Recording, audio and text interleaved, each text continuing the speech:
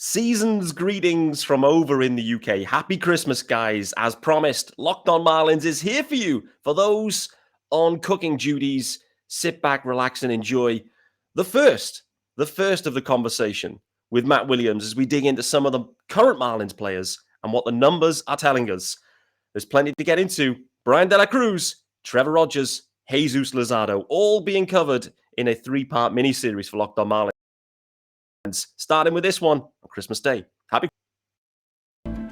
You are Locked On Marlins, your daily podcast on the Miami Marlins. Part of the Locked On Podcast Network, your team every day.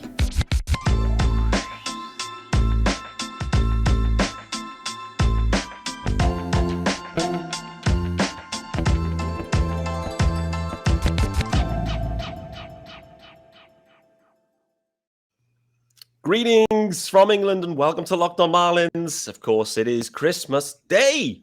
Hope everyone is doing well and their sacks were filled and loaded with stunning gifts.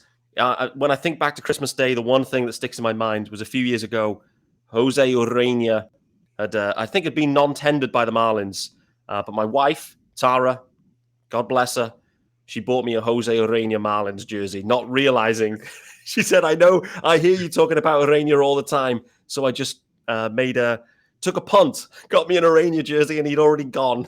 So that was a classic moment. Nevertheless, Matt Williams, welcome back to Locked On Marlins, brother. How are we doing? Good. That is a brutal story. That's so sad. That's why everyone, kids, don't buy jerseys with names on them unless they're like team legends. I learned that the hard way when I bought a Mets Daniel Murphy jersey the year of the World Series in 2015. And then, of course, they thought he was a net negative because of his defense, and he goes to the Nationals. Just buy a Levon Hernandez jersey if you're a Marlins fan. Don't buy one with a jersey on it. I love you said where this is a mini series. I'm part of a mini series. Does that mean like we can be nominated for a Golden Globe or something? Absolutely, this is legit. It's going to be up there. Listen, this is a legit podcast now, mate. So it's possible. If indeed you want to vote and get the nominations in for the Golden Globe, no problem. Best miniseries. Talking about the Marlins. Those things are rigged anyway. We can sweeten the deal. We can offer something. Financially, we're struggling over here on the Marlins side, but the Mets side, you may know a guy that could maybe swing a deal for us here. So we'll see. That's true. He won't even know the money's gone. He's fine. He won't. Matt, welcome back. Happy Christmas as well. Happy Christmas. Hey, thank you. Happy holidays to everyone. We did a show last year as well. We did Christmas Day talking all about one guy, Jazz Chisholm Jr., and it was a great episode. I think I was bullish on Jazz, and I think you were too. Maybe I was slightly more bullish, but that's the fan in me. But we're back, and we've got a couple of guys to get into this year. So rather than going all the way deep on just Jazz, few guys that I kind of called out that I wanted to get into that I think are topical. Before we do that, though, it's right for us to briefly touch on the Mets, mate. You're a big diehard Mets fan, and boy, oh boy, it has been a polar opposite offseason for the Mets thus far from what the Marlins have seen. So how are you feeling as a Mets fan right now? Unreal. I joked with people that originally, because they just signed, they just traded for or signed Carlos Correa. And after they had already signed everyone, we were already at a ridiculous payroll. I told the Mets fans out on Twitter, it's like, what are you thinking like asking for Carlos Correa? We're not bidding on Correa. We're done. Like, we're going to get like some bullpen guys, we'll get another outfielder, say someone to platoon with Vogelbach. Yeah. And I said, I know that this guy's like worth this much money, Steve Cohen, but let's be serious. It's never happening. And then of course that John Heyman thing comes out that we were trying last second. And then just my dad calls me at 5 a.m. My time and wakes me up that we traded for Correa. I'm like, no way. So it's absurd, right? I get why other fans would be upset or jealous at it. Some aren't. Some are just enjoying it. Like we said before, you cannot buy a championship. You can certainly pay your way to get closer. Yeah. And this is absurd, though. You said it's a polar opposite of the Marlins. This is almost a polar opposite of the Yankees. There's no one even close. It's just like even the owner, Hal Steinbrenner, said that this needs to be looked into, the spending of Cohen. Steinbrenner said that. What kind of world are we living in? So, I don't know. I'm just living in the absurdity like everyone else is. Of course, it's a blast. And they're doing it in a weird way though, too. Like everyone's like, oh, you have like 500 million. Of course, that includes like luxury taxes, but man, half of this money is coming off the books in 2 years, other than like Nimmo, Lindor, and Correa. Most of these are 2-3 year deals. By the time 2 years roll around, half this money will be gone. They'll just be constantly be reinvesting. But who knows? By then, maybe the other owners will collude together to try to figure out a way to stop this. Maybe. But what we need is a salary floor. What is your opinion on that before we move past this? Because I don't think spending is the problem. Obviously, what Cohen is doing is unprecedented. Like, other teams spend a lot. The Padres spend a lot. The Phillies spend a lot. The Yankees spend a lot. The Angels spend a lot. But you can't have teams pocketing revenue sharing and then all the CBT tax. You can't be pocketing it. It needs to be. I wish they'd require that it get invested. And who knows with collective bargaining agreements, there's never going to be a salary cap. Players union will never go for it. Never. And to get a salary floor, the players would have to give something significant to the owners for that. Who knows? They want a 20-team playoff. I mean, I don't know. I mean, what is your thoughts on this whole thing as far as like everyone's freaking out? I mean, the CVA just got done, so whatever's going to be happening, it's not going to be happening for several years. It's a good point, isn't it? The fact that it's, we're off a year into this new agreement, and already there, an owner's come in and just changed the rule book on it, or just blown it out, and they've got a few years to kind of work out how to sort this one out. But to your point, the salary floor, the interesting bit is normally you'd think, hey, for the Marlins, that would be something that we'd be interested. But actually, salary-wise, they have actually invested in the roster more recently with a couple of free agent signings. However, they didn't pan out. That was a bit of a problem. But I'm with you though, Matt. I was thinking about this as well myself. The way that the economics are set up in the game with the revenue sharing and et cetera, like, for me, that's just unethical for teams to be taking that money and just pocketing it. Like, there should be a prerequisite that if you have to spend that dough. You have to. It doesn't feel fair, it doesn't feel right, and it just completely goes against the purpose of it. So I'm all for a salary floor. Like you said, there's some protracted negotiations that we'll probably need to go into getting that done, but it feels right just to... at the heart of US sports, and, listen, as a British guy, we know the way to keep things, I guess, the competition levels is to have promotion and relegation. That's kind of what we're used to. So tanking doesn't... to say that would save baseball.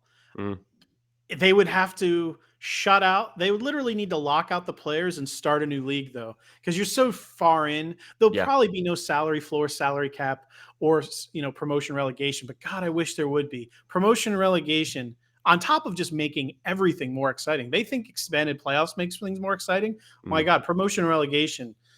Everyone. It would be completely exciting. It would be, but it's never going to happen. It isn't, unfortunately. It's never going to happen. It's so terrible. God, I wish a bunch of rich people would get together and start that, because that is, really, there's nothing like, for anyone, everyone listening MLB, just try following how exciting at the end of the Premier League season, everyone is like so excited about who may win the championship, but in reality, the winner could have been determined in weeks ahead of time. The battle for relegation at the bottom of the table, people nervously fighting to stay up. But even in the league below the championship, like the most exciting game is like the third place playoff. And, it's like these teams in the second tier, it's much more important than some of those important Premier League games because, you have these guys fighting to get promoted.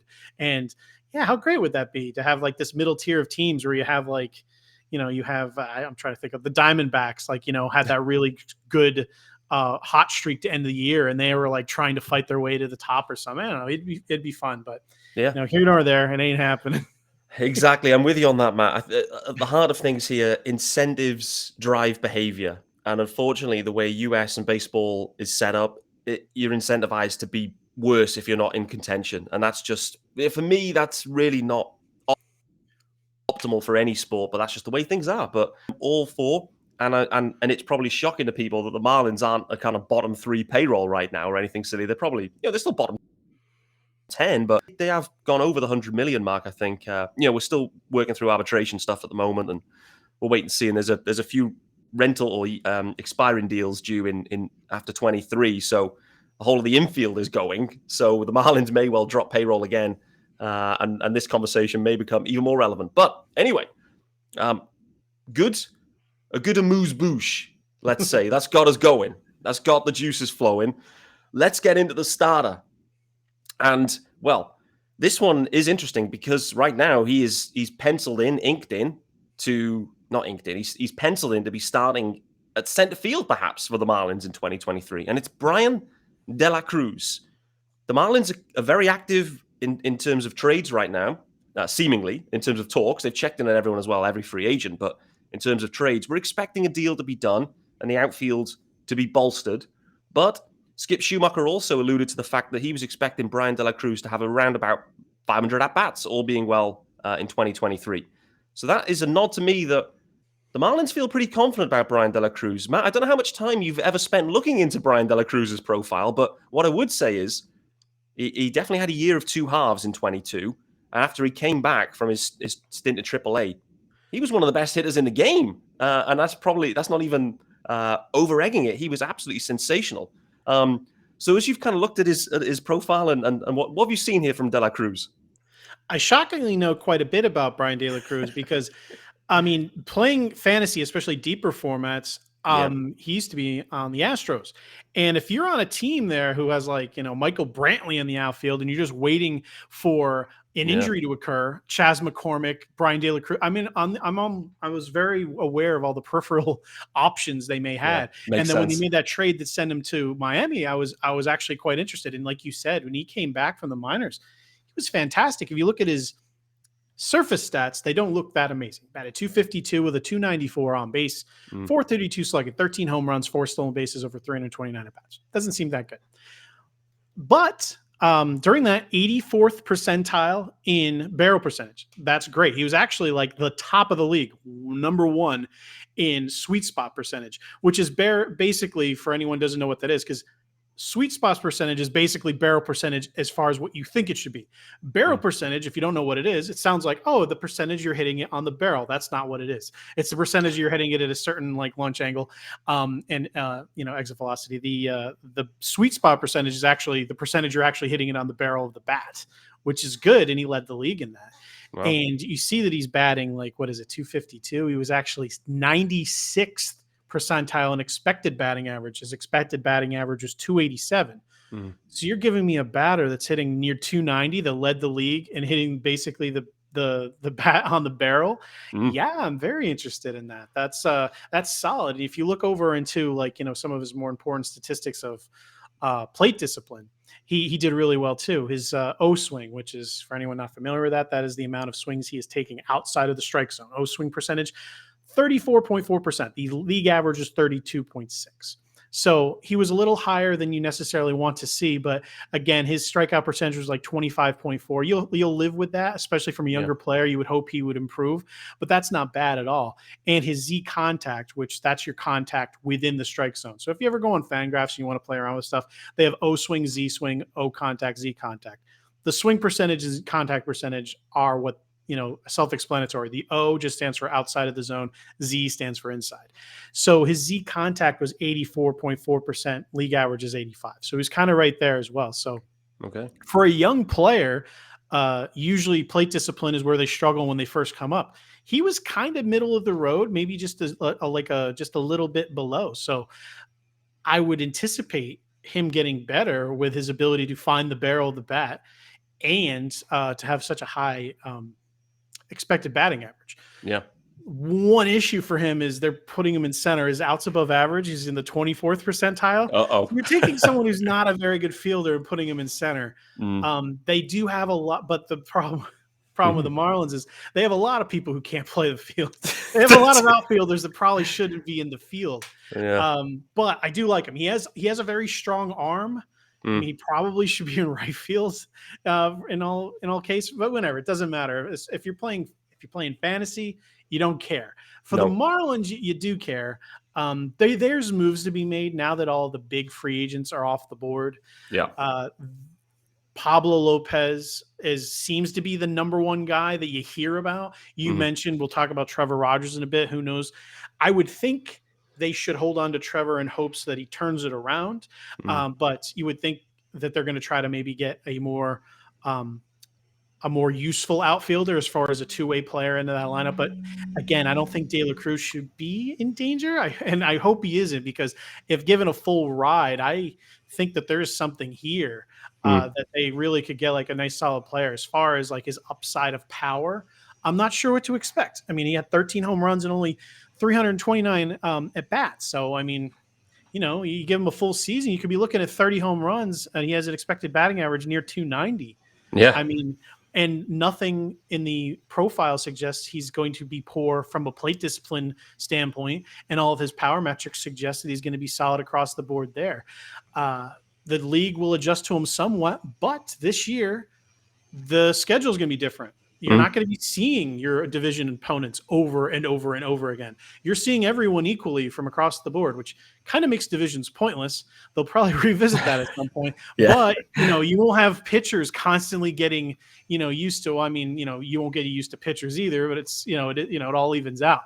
But Bryan De La Cruz, I know I talked a lot here without actually allowing you to interject, but what are your thoughts? Do you have any questions about what I just said? And I definitely like this guy. One thing I also didn't, he uses the whole field. As 26-year-old, he doesn't just pull the ball. He almost goes to center field just as often. So, I mean, and you look at like hard, soft, medium contact, hardly any sock on Fangraphs. Let me just look it up. I have his page up right now. 52.7% medium contact, 39.1 hard contact, only 8.2 soft contact. So to recap for everyone, fantastic expected batting average. Finds the barrel of the bat, has decent plate discipline for a young hitter, doesn't make a lot of weak contact, uses the entire field, hits a decent amount of line drives. I don't know why more people aren't talking about him, to be honest. I love Bryan De La Cruz from a real baseball standpoint, other than his fielding, and in fantasy, where we don't care about his fielding. Unless it steals at bats, then it's a problem. Well, exactly. But that summary there was exactly where my head's been at with De La Cruz. That, okay, the key bit we've called out here is it's a no-go at center field. And should be. There should be a no-go at center field. On any other team, he wouldn't be there. Exactly. I mean, I do think the Marlins will address center field, and so I think that leaves them in a situation where I think Bryan De La Cruz will probably be playing left field the majority of time. They have Avisail Garcia that'll probably play right field. Maybe maybe they'll switch it around, but let's maybe consider that De La Cruz is in left field. And then the Marlins are really going to be looking for, Avisail Garcia to return to Avisail Garcia from 2021, because that was a major problem for the Fish. We talked about the investment they made in a couple of players, Soler and Avi Garcia being the two main ones. Soler, I think, was what we expected. He just got hurt. But Avi, the drop-off was just wild. I would expect him to bounce back because he's good. He also is always among the league leaders in peak exit velocity. He hits the ball just about as hard as literally anyone in the entire league. Okay. So he is someone I would expect to bounce back. His whole problem in his career has never been any kind of metric. He just tends to get injured. But there's never been a prolonged period where he's played and not played well. So it's not like he's that old. I would expect him to bounce back. Let me ask you about another outfielder I didn't prep you on, so this may catch you off guard. But you know what you're looking for, and you can dig into players quickly. I know that. Jesus Sanchez going into 2022, both from a Marlins fan perspective, a fantasy perspective, there was some buzz on Jesus Sanchez because he had a real nice end to 21, and he started on fire as well. And then, boy, oh boy, the strikeout was just insane for Jesus Sanchez. They burned his final option, so he's now got 0 option years remaining heading into 23. The future looks a little bit unclear, but I think there's talent there. There's definitely talent. There's equally a lot of strikeouts there we saw. I'm just wondering what your take is and what you're seeing from Sanchez. Is there anything we're missing, or is this perhaps going to be the end of the road for Jesus Sanchez with the Marlins? He's definitely too young to be writing him off as anything like it's the end of the road. I mean, he's 25 years old still, and he's a lefty, which is always nice. The main problem with him is he has a lot more swing and miss than Bryan De La Cruz does, and he hits a ton of ground balls. Only 16% line drive rate compared to last year. De La Cruz at 27. You want that number to be closer to 20 at least. He has 46.6% ground balls, 36.7% fly balls, and his home run to fly ball rate 16%, which is pretty much league average. So he needs to be elevating the ball more, which is something that can be fixed, but it's not something you can count on. So that's why I said it's a little more difficult to project what he can do. But as a left-handed hitter, they like to loft the ball, so I'd be a little surprised there. You never know. With the shift being gone, sometimes that helps lefties, and if you're hitting ground balls, that can help. But again, you don't want him to hit ground balls. We don't want his batting average for balls in play to be higher on ground balls. We want him to stop hitting ground balls. So yeah, that's the main problem with Jesus Sanchez. I mean, he just chases too much. He swings and misses at too many pitches in the zone, and he chases too many bad pitches outside of the zone. When he connects, he's unbelievable. He was 96th percentile max exit velocity. Yeah. You've seen it. All you got to do is watch Jesus Sanchez to know what he can do. Unfortunately, another brutal fielder with a strong arm. He should probably be buried in right field or probably the DH. But in 2021, when he came up and he kind of surprised, he had the crazy max exit velocity he did last year, and then when he came up for this year, pitchers kind of figured him out a little more. They still threw him a lot of fastballs, but he just couldn't get a hold of them like he was originally. He whiffed like a lot more on them. And it's just, I would assume this is just a problem with a young player, but this happens to all young players. They struggle. Can they adjust? Yeah.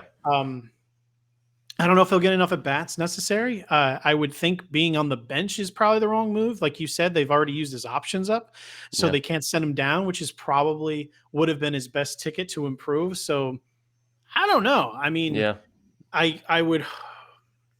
Yeah, I don't know. Spring training will be huge for him, right? Because they're going to be making a lot of different moves. We'll see the health of a lot of different players as well. We got to see what they're going to be doing, I guess, with the full-time DH, because right now Soler is there, but they're talking about moving.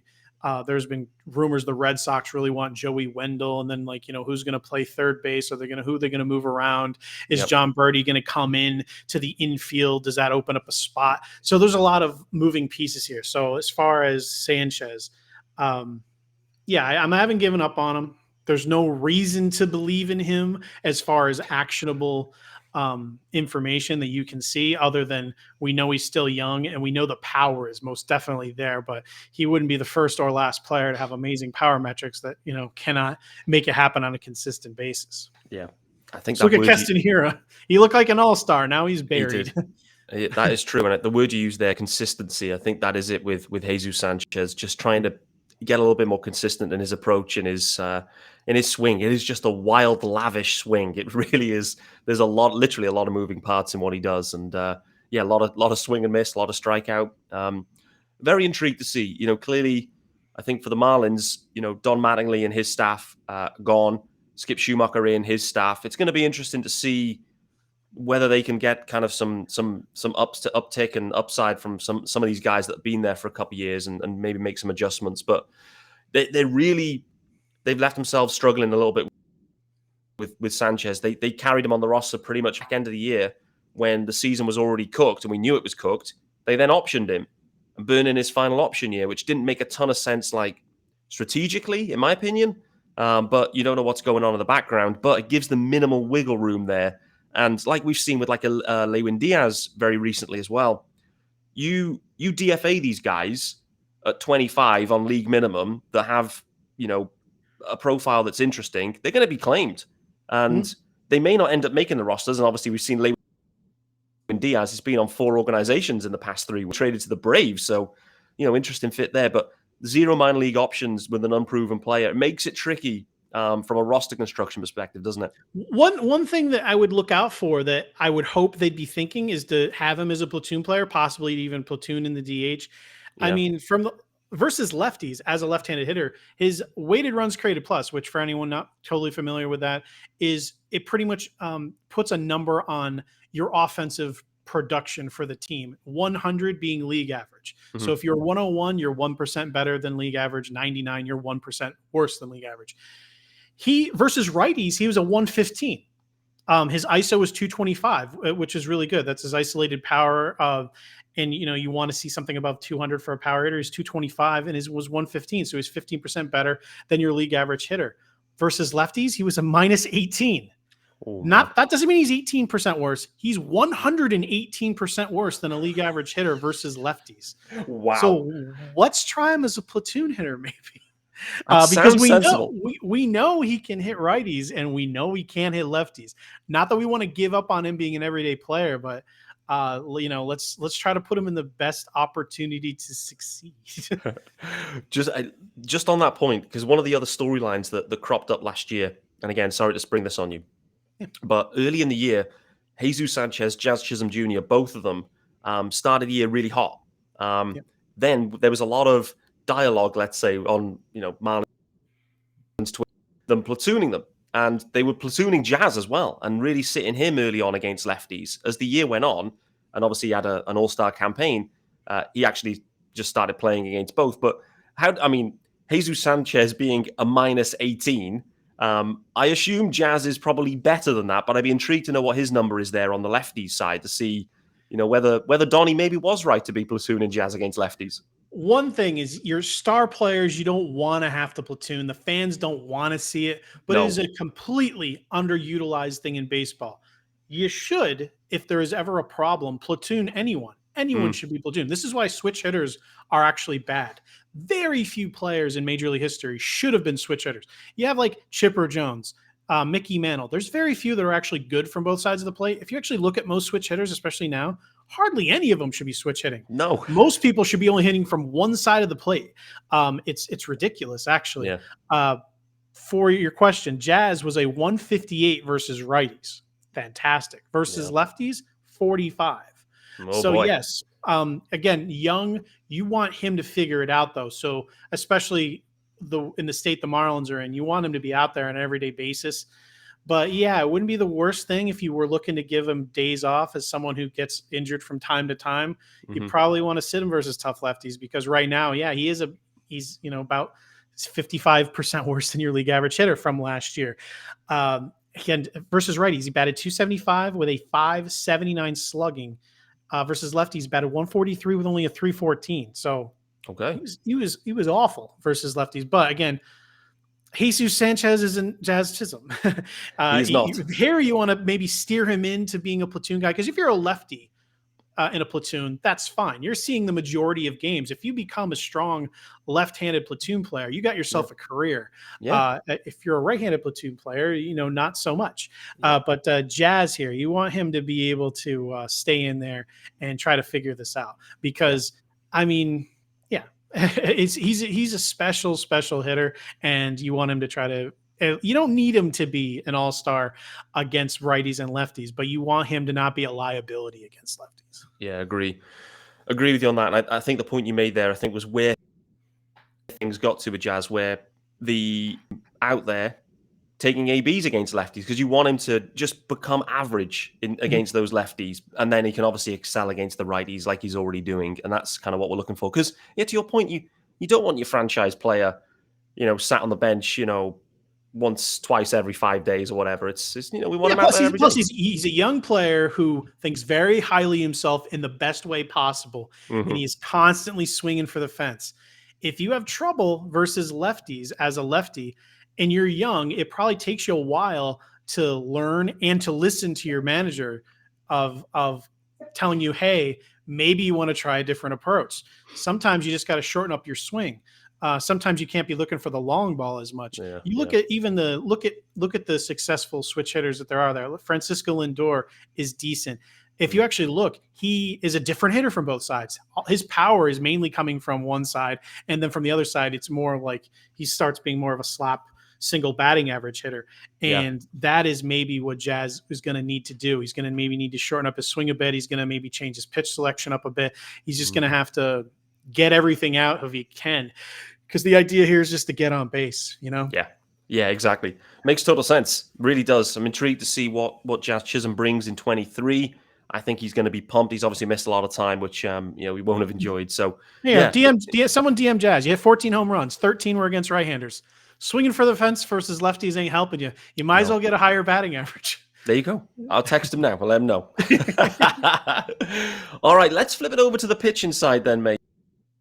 Because there's, from a Marlins, the rotation right now and actual within the organization too, things are nice. This is a position of strength. One guy that we did want to dig into was Jesus Luzardo, acquired from the Starling Marte deal. And in the end, this has looked a great trade for the Marlins. He had all the potential. I cannot believe they gave you Jesus Luzardo to this day. They gave up on Jesus Luzardo. I couldn't believe it. Exactly. Highly touted prospect. Okay. And was pitching, I think, in playoff games the year before, I think, for the A's. And then, he had a bit of a down year. The Marlins managed to swing a deal. It did create a gap for the Marlins because they then haven't been able to address center field since. But Jesus Luzardo came in. It was a shaky start. But last year in particular, it was very impressive. And for me, he took some massive strides forwards. What are you seeing from Jesus Luzardo and the differences from 21 and into 22? Love Luzardo. I mean, he didn't pitch enough innings because he's still, which is sadly the story of his career so far, was injured a bit, which kept him out of there from being qualified. If he had enough innings to qualify, he had a 30% strikeout rate and an 8.8% walk rate, giving him a 21.3 K- walk percentage. He would have been tied with Zach Wheeler. That he was that good. Plus 30% strikeout rate is amazing. His main problem is just health, which there's nothing you can do about. He's still young. And I say you're only injury prone until you're not. We talked about Carlos Correa. In everyone's mind, he's injury prone. He's played 90% of his games over the last 3 years. That would shock most people because you're used to him being injury prone, but he just stopped. He's young and he just 90% of his games over the last 3 years. So who knows? But one thing to consider with Jesus Luzardo is that he's only thrown over 100 innings once, and that was just now. 101/3 inning is what he just threw. So no matter what happens, workload is going to be a problem. You hope to want to get him up to like the 130s, something like that this year. That would probably be a win. 130, 140. I don't know. It just depends on how he's going and how he feels. But as far as the stuff, it's about as legit as it can get. Everyone's used to seeing now people like Hunter Green, Aroldis Chapman, Edwin Diaz, Jacob deGrom constantly throwing 100 miles an hour. It's not typical for lefties to do that, though. He is actually like one of the fastest throwing lefties in the entire game, Jesus Luzardo. Still upper 90s, maybe not 100, but he's throwing about as fast as you can. I don't know what it is with lefties. They're just not throwing gases as hard as the righties are, but he's about as good as they get. What did he change from when he was struggling so much? He had a lot of, especially in Oakland, he had a lot of consistency problems. He was changing grips up. He was trying different sliders and curveballs and throwing 2 different curveballs at a time. And he was basically getting batted around. His curve in 2021, his fastball was getting nuked. Slugging percentage against was .655. I don't have to tell anyone that's bad. And his curveball did really well, 342. Slugging against, changeup was still 500, but he wasn't throwing it a ton. And then his sinker was also just getting destroyed because it wasn't actually sinking. Last year, he just simply started throwing his fastball less. And that's most people. If you just throw a lot of fastballs, people key in on it. You're not if you're not throwing it and it has a ton of movement, you're not blowing a ton of people away. You want to use your other pitches and then use your fastball to pinpoint. Sonny Gray almost ditched his fastball entirely. So in 2021, he threw his fastball 32% of the time, his curveball 28% of the time. And he flipped that. He threw his curveball 30% of the time, his fastball only 27% of the time, and then his changeup 22% of the time. So he's basically throwing you half of the pitches more than half of the pitches coming at you are going to be breaking balls. And then the four seam is only coming 27% of the time. So last year, the curveball, now that it's up there, it was a really good pitch, 342 slugging percentage against. Last year, it had expecting batting average only 167 with a 287 slugging. And his fastball, now that hitters had to really account for the breaking ball coming in more, and they couldn't guess fastball as much or lean on it. .207 batting average against, only a .414 slugging, which is, phenomenal. It came down from .655, and the whiff rate went from on the fastball went from 18 down to 15, which seems like, oh, well, that's worse. But that doesn't matter as much. You get more call. We don't need you to swing and miss more. We just need the ball to be more effective. Yeah. If you're expecting a breaking ball and here comes a 97-mile-an-hour fastball, weak contact, perfect. Don't swing at it at all. Called strike, perfect. And that's pretty much what he did. The main thing you want to look at is like his put away percentages were really strong, and everything else was looking like everything that he was doing early on in his career in Oakland. So he's right now, he's still only 25 years old, which may shock people because it seems like he's been around for a while. It does. He came up super early. He still doesn't throw a ton of innings. So as far as my takeaway, so there's two different things here. What should you expect as a Marlins fan? You just want him to be healthy. The talent's real. He made significant strides. He looked to be consistent last year. He didn't really look like, he looked dominant at times, and he didn't look like he had problems with command too often. And it looked like he kind of had a game plan that stayed consistent towards the end. All you want to do is see more of the same thing, and you want to see him do it over a full season. So, I don't know if this is boring analysis, but what you saw last year was legitimate. You just need him to build on that and stay healthy. You don't even actually need him to build on it. Just be who you were last year. Yeah, more of the same. You're just hoping at 25 years old, you can't. Young player, like, you have adjustments to make, especially lefties. They take extra time to develop. Usually all of them do. And now you're constantly tinkering with your mechanics. You know that can lead to injury. He's not doing that anymore. And he has a full year to work on, just staying consistent. That should help him stay healthy. Just growing more and, having more coaches around him, just growing more comfortable with what he's doing, having a stronger game plan, that'll stay healthy. So consistent mechanics will make him stay healthy. So the name of the game for Jesus Luzardo is keep doing what you're doing. It was working fantastic. Great game plan. There's literally nothing opposing batters can do about it. If he's executing, he's executing. That's basically what it comes down for Jesus Luzardo. So do not trade him, keep him. I hope he can just kind of put this together. Otherwise, you're going to consider 2 years from now, maybe him being a really shutdown closer, but that's hopefully not something that it comes to. You want him to be able to put forth the innings to just be a dominant all-star starting pitcher. Yeah, we do need a shutdown closer as well, by the way. But maybe this won't be the one. Jesus Luzardo, for me, the one thing that doesn't show up on the screen or on any of the numbers that you look at is the fact that he started wearing glasses when he was pitching, and that for me was a game changer for him. He could all of a sudden see, so maybe that was all he needed. He just wild thing from Major League. Wild. Trade value of Jesus Luzardo right now must be sky high. Like you said, the Marlins really shouldn't be looking to trade someone like this, considering he's still on league minimum and is absolutely ascending. But to your point, the health issues have been there.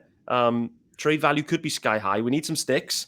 But for me, I'd want to keep him too. And to me, it looks like a legitimate kind of 2-3, in the rotation. Sandy's the clear ace, but, Luzardo's a 2 right now. Yeah, I would say when I say don't trade him, it's most fans could be like, oh, he's trade him now before he gets injured again, which I can understand you thinking that, but we know Pablo Lopez has a shoulder problem that's probably going to hold him back long term, and he's closer to arbitration. We know the Marlins stance on paying people, so it probably just makes more sense to trade him. The thing you don't want with trading Luzardo is other teams know his injury history too, and his value isn't at his highest now. His value. Imagine if he goes into the All-Star break without injury and just pitches like this. Imagine what his value would be then. Of course, you don't want to trade him then. But what if you traded him and then that's what he did? I'm only trading Luzardo if someone's giving me back something premium. And that ain't coming back. It's like you need a center fielder. Brian Reynolds sounds good. Why would the Pirates want to trade for someone who's like getting closer to arbitration? They want like minor leaguers. They don't want to pay anyone either. So he's an impossible player to trade, in my opinion, because you trade him and he the best case scenario is you trade him and he gets hurt. who wants to root for that? If you're trading with the hopes of that happening, Yeah. then what are we even doing here? So It stinks. hold on to him and hope that he turns from gold into platinum, because I think it's legitimate. I think it legitimately could happen. Love it. Let's talk about our man then, another lefty, obviously, Trevor Rogers. And coming into 22, Trevor, the hype was on Trevor. And it was like, what can we get out of Luzardo? And now we're kind of thinking about it almost in complete opposite in many ways. It's like, how can we get Trevor back? And boy, oh boy, when we look back at 22, it started poorly. And it did, and to the eyes as well, to the eye test, when you're watching Trevor, it didn't look the same. Something looked off all year. He then had an extended spell away. One of those, those, Matt, where you've got like a phantom back injury that's like, 3-4 weeks out, just to give him some time. The Marlins had to do that and give him some time to kind of regroup and regather. He came back at the back end of the year, pitched a hugely disappointing year for Trevor Rogers now. Doesn't help, when they are looking to maybe make some trades. Luzardo's value is very high, but maybe the trading conditions aren't right. Trevor Rogers now, the value may be low because, well, he's coming off a bit of a bum year. And, I guess maybe people are uncertain about what to get from Trevor Rogers. But we can't forget that first half in 21, all-star campaign, was second as well in the Rookie of the Year. So the pedigree is there with Trevor Rogers. Something went wrong in 22, and I'm not sure what it was. Matt, what are the numbers telling us here? He's confusing. He's a confusing player because he had amazing stuff. He had great movement on his fastball. None of that went away. That was all there. I mean, if you look into just like his fastball spin, 90th percentile, the same. Fastball velocity, the same. Eno Saris, anyone who works with him, he's a brilliant baseball mind, works for The Athletic. He actually has a metric called Stuff Plus, which just goes into your movement and like you fooling the hitter and everything you want to see out of someone's stuff. It was better last year than it was in 2021. Wow. The problem was his command, which if you look at it on the screen, I mean, there's inconsistencies from time to time, but it's hard to pinpoint exactly what the problem was. And it was on all pitches. If you look at like from 2021, his changeup, he was able to paint that on the corner almost consistently or getting people to chase just outside. Last year, it was just throwing it up there, giving pitches away, or just, would fall center mass and get crushed. It's kind of difficult to see what happened with Rogers. But the main issue, I guess the good thing is everything that made him good is still there. It looked like some kind of a it looks like a consistency issue. It looks like a mechanical issue because, like you said, everything measurable as far as what made the pitch good, like vertical movement in 2021, 1.6 inches, 2 inches last year. As far as the horizontal movement, 3.7 inches in 2021, 2022, 5 inches. It's fastball moved more. Right. But the run value, which is something for Baseball Savant, if you look at, you can look at individual pitches. You basically it tells you how many runs a pitch is, either worth or giving away. Yeah. In 2021, it was negative 16, which is fantastic, meaning like that pitch was like, essentially saving 16 runs. Last year was plus 11, which is brutal. Oh, wow. The same fastball? pitch, on just the four-seam fastball. Wow. And that was, that was his main pitch. Again, better movement last year, but he just couldn't. He just couldn't. He couldn't put the ball where he wanted. So, for someone who, again, in 2021, he threw 57.7% fastballs. Yep. Last year, he actually cut it down to 52.7 because in 2021, again, remember I told you if someone's throwing fastballs, it's usually getting killed, especially if it's your number one pitch.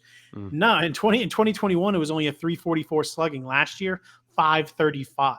Oh, so, boy. And he only 5 home runs against last year, 11 home runs. The whole problem came down to command. And with the fastball, he's obviously giving more damage because you're providing velocity for the hitter. So everything comes down to that. I would bank on that being fixed. Again, he's a lefty. Things can go wrong there, and it can take some time. But he came out of the gate so strong in 2021, which is what made last year so baffling.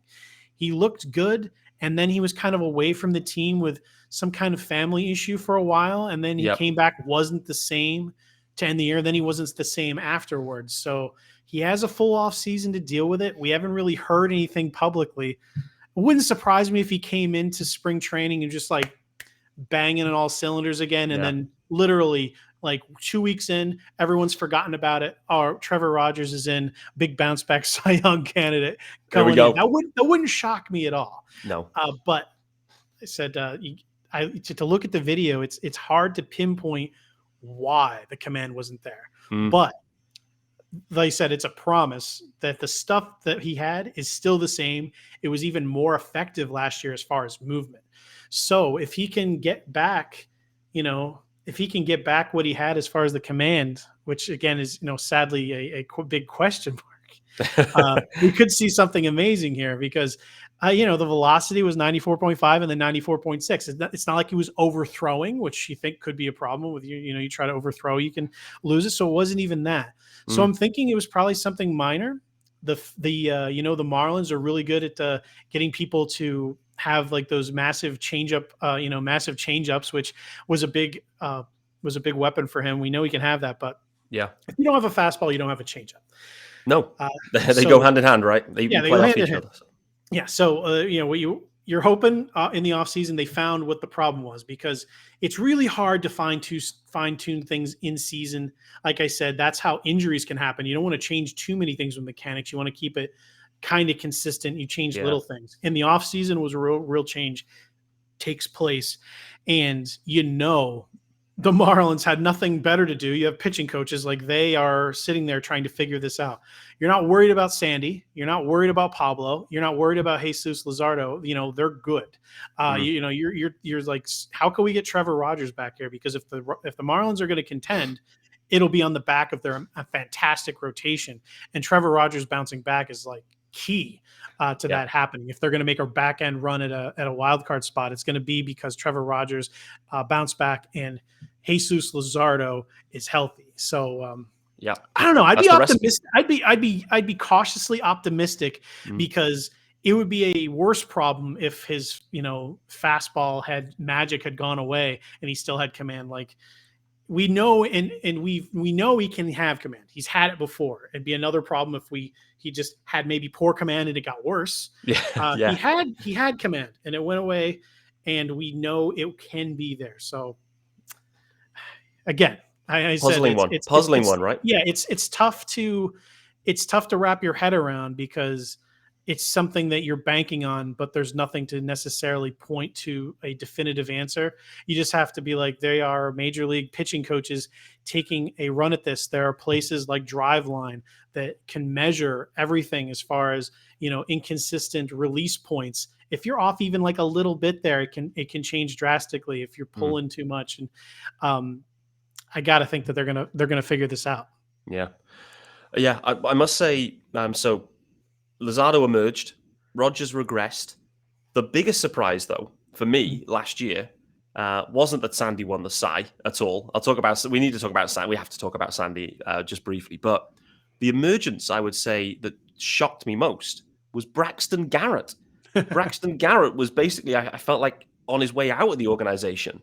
And all of a sudden, he was thrust into it. Eliezer Hernandez, things went sideways there with him last year. Now a Met, by the way, so we're interested to see how Eliezer does next year. But Braxton Garrett emerged, and to me, looked a really nice, a nice fifth starter. There was, plenty of swing and miss there, it felt like anyway. So, was it real with Brax, or is it just, the league has yet to maybe adjust to him, and maybe there's a downturn coming? No, I mean, he's a lefty that gets a lot of swing and miss. He doesn't throw very hard. No, he doesn't. He looks like he should. But if you have a lefty, a crafty lefty, Jamie Moyer comes to mind. I mean, if you're up there as a lefty throwing this weird stuff up there, you're going to have to have some success. So, there's not a lot. I mean, as far as ceiling, if you throw as slow as he does, you don't have a ton of, you don't have really a ton of spin. He has to rely on where he puts the ball, but he puts the ball where he wants. If he's going to mix up all of his pitches, he throws his slider and his fastball and his sinker at you, and he'll throw in a curveball and a changeup now and then. But he's basically throwing that mix. And if he's throwing it where he wants, you cannot barrel the ball up. I think he was 50 percentile barrel percentage. It's great. Half the time the players are just wailing, and that's what you want to see. 25th percentile in exit velocity, though. So I mean, they can get a hold of it every now and then. So yeah, I think it's real. I don't think it's anything that's necessarily. I don't know. I don't necessarily. It's something where you trade. Let's just say you traded Pablo and he comes up in there, like, that's not an even trade, which, no one's suggesting it is. But no, it's good. Like we've seen people like Braxton Garrett come up before and be successful over time. So yeah, especially for a pitching depth, from a pitching depth perspective, I think he's perfectly fine. But not to burst any kind of bubbles. Yeah, it's something I'd be like excited about. But again, something that if he can come in there and he can throw strikes and he can limit hard contact, then that's the kind of thing you want to see. Maybe they should try to get some help from him out of the bullpen. No reason for him to be sitting around in AAA, but hey, you have to have depth. People go down. You have a few injury-prone people in your rotation. You have people stretched out, so that's probably not going to happen. But yeah, overall, I mean, lefty with command, who gets a lot of ground balls. You can pitch until you're 40 with that, especially if you're in the bullpen or something. So yeah, sure. I think he's solid. If he's going to be, he could be definitely a solid 4 or 5 pitcher in my opinion. So yeah, he's definitely solid. If you trade a pitcher and you have to put him in there and you get back a good outfielder, I'd feel good about that. Yeah, me too. That's kind of why I was asking the question was, gut feel is someone's going to have to go if they want to legit stick back. And to your point though earlier, I think this is where things get interesting about, Bryan Reynolds is a very topical name right now, and the Marlins are definitely interested. You then start to think about, well, what are the Pirates looking for in this? And the Pirates probably would be leaning towards, listen, the deal's got to start with Uri Perez, like the top pitching prospect in the game, probably. And do the Marlins want to go there? And that really, I think they're trying to move maybe one of their major league arms to try and get a stick. And again, the fit then starts to get a bit awkward with Pittsburgh, I think, for Reynolds, because, well, it's awkward if they don't want to move Perez. The question then is could like a Dax Fulton, is that enough? Probably not. That's where you then get into, it's probably not a great fit. You start exploring other options. But yeah, I can see them moving one arm.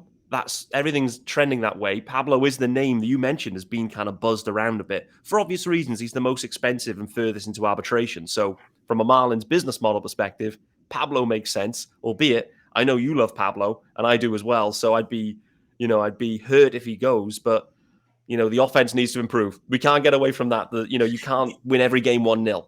So I know what the tricky part is for the Marlins is, I mean, we both said we think Braxton Garrett is solid to replace anyone who would leave. The only thing is the unfortunate situation with Max Meyer and Sixto Sanchez. Like you just had like a embarrassment of riches in the minor leagues for pitching. And with those two down, I mean, if those two were healthy, Bryan Reynolds would be a Marlin already. Yeah. I mean, they would have been like, take your pick of one of these people and, good day. But right now, you got to be, I don't think the Marlins would want to give up that kind of prospect for a Bryan Reynolds right now. Because again, the Pirates are trading him because they can't afford to re-sign him. Yeah, neither can the Marlins. Yeah, so if you're the Marlins, why are you giving up a major piece of your future to do it? Yeah. The center field sucks though in the majors. The Mets overpaid Brandon Nimmo. Yeah, I know that. They know that. He knows that. Yeah, it's because look who's available at center field. Look who the center fielders are. Yep. You can't even name more than like a handful that are like good. I mean, it's such a bad position in the majors right now. There's the untouchable superstars, and then there's a couple more, and then you're like, what are we throwing out there? I mean, that's how you end up with Bryan De La Cruz in center. And this isn't a Marlins only problem. There's lots of people that are throwing weirdos in center field out there. Yeah. Talk to me about Bryan Reynolds' center field defense, though. That's another topical point that's come up because by all accounts, it wasn't great for him in 22, whereas 21 it was. So I'm trying to work out, is Reynolds actually still legit in center field or not? I mean, don't watch any Pirates games. I have to hold my hands up to that. So I haven't seen Reynolds in the field at all for some time. But I'm intrigued to work out where Reynolds sits on the kind of grand scheme of center fielders right now. In the if you're comparing him to only center fielders, he's one of the worst. Yeah. Not gonna lie, he's not a bad fielder. If you look at like outs above average, he's in like the 6th percentile, which obviously sounds terrible, but that's like in comparison to other people playing his position. He's not great when compared to other center fielders, but he's not a bad fielder. So yeah, that is another thing where if you want someone who's going to be your everyday center fielder, he can play it, but he would be more valuable as like a corner or in a smaller field. The Yankees are looking at him; they don't mind putting him there in Yankee Stadium. In Marlins Park, when you got all this room to cover, it's also an imperfect fit. Yep. So it's difficult. I mean, the trade market is probably where you want to go, but I don't know. I mean, there's a guy that I think the Marlins should look into. Okay. I think it's someone they can afford. I think it's someone they could get. And I don't think it's someone who would cost too much. Ramon Laureano, Oakland A's. Go back to the well. They like trading with the Marlins anyway. He plays good center. He has a cannon for an arm. He's an amazing hitter, amazing fielder who has some power. And he plays out in Oakland. That's a lot of space to cover as well. And you could certainly get him for way less than Bryan Reynolds. He's obviously not the same, but if you look back in his past, he has a power speed combination that not many people do, especially in center field. And Oakland's just giving people away. Yeah. Welcome to Walmart here. They're just giving stuff away. Yeah. Ramon Laureano is someone I actually wanted the Mets to look into. As another a fourth outfielder if Nimmo had left. But he's someone that no one's talking about. And again, I said that the market for trades will open up now that all the big guys are off the board. The Marlins are in need of a center fielder, as a couple of teams are, but he is someone I actually would legitimately keep an eye on as someone they could look to try to get. It was back in 2019, because he had the problem with PEDs, which he's back. He's fine. He hit 288, slug 521, 24 home runs, 13 stolen bases. Yeah. And then the last couple of years in limited at bats, he still had double-digit home runs and stolen bases. And he's a fantastic fielder. So Marlins fans, if you want to look into someone, if you want to start tweeting at the team, or if that name comes up, get excited because he's someone I definitely think is being traded. He's the only one left on the A's that most people know who they are. And I don't expect he'll be on that team for much longer. So it's food for thought for everyone. I'm completely with you. I was looking at I've looked at center field for 2 years now since Marte's been moved. And like you said, it's thin, isn't it? Like it gets thin quick, really does. And so, you have to maybe, there's going to be a deficiency or two. But for me, Laureano, to your point, the A's are selling. They're selling cheap. He's done it before, and he's a great fielder. So let's just start there. Like, defensively, it's going to be an upgrade. And there is power in the profile. There's always been power in the profile. And okay, maybe he's not going to hit 280, but he's done it before as well. So why not? Plus, having a plus defender at Marlins Park is a big deal. Some people don't need. Some people can live with the deficiency in center. The Marlins are not a team that should do that, especially if you're trying to live on pitchers and fly ball pitchers at that. You want to be able to get someone who can cover some ground, because not only can a quality center fielder cover his own position, he'll take some of the edge off of left and right, and you can afford to put someone else out there. But I would like that fit. But so in the end, we talked about 3 players. De La Cruz, I'm optimistic about. Yes. We talked about Luzardo, I'm optimistic about, and we talked about Trevor Rogers, who I'm optimistic they can figure out something. That sounds good. I mean, it feels like the Marlins. So when all that happens and Laureano ends up as your center fielder, everyone can tip me at my Venmo. I'll leave it. There you go. Venmo is open. All right. One final one.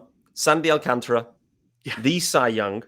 Yes. The reigning Cy going into 23. Can he do it again? Can he be a back-to-back Cy Young? Yeah, absolutely right.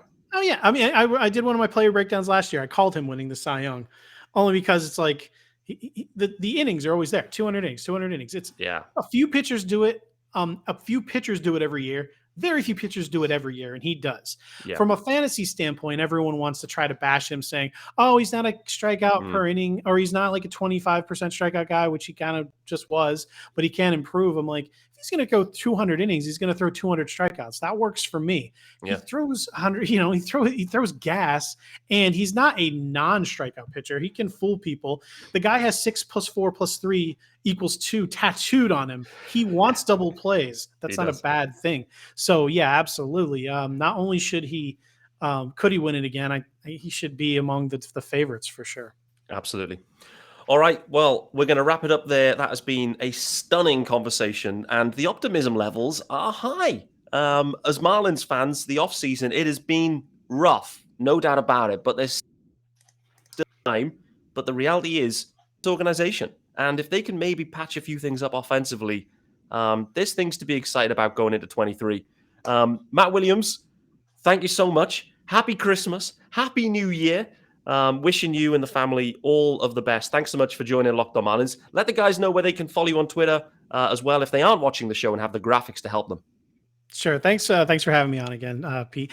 Merry Christmas to everyone. Happy holidays. Happy New Year. If you want to follow me on Twitter. You can ask me baseball questions anytime. My DMs are always open. MATTWI77IMS. If you want to read my work, I'm over at The Game Day, thegameday.com. I do everything over there for MLB betting, MLB fantasy, football, soccer, Premier League, Champions League, everything like that. So yeah, if you ever want to chat, Twitter's the best way to do it. Absolutely. No doubt. All right, guys. Well, that is myself, Peter Pratt, and Matt Williams signing out. Happy holidays to everyone. Thanks for making Locked On Marlins your first listen of Christmas Day, if indeed it was. I hope the turkey cooking goes well. And we'll be back very, very soon. There will be episodes. You know the drill, guys. If there is news, there will be shows out with the Marlins. There needs to be news. So likely there will be multiple shows coming at you real soon. But in the meantime, go straight to the Marlins. Bring me back. Laureano, baby. Absolutely. We're going to have that as a live stream, as a breaking news one for when that happens. Let's get that one bookmarked, ready to rock and roll. All right, guys. Well, I appreciate it. Thanks to Matt, and we'll see you soon.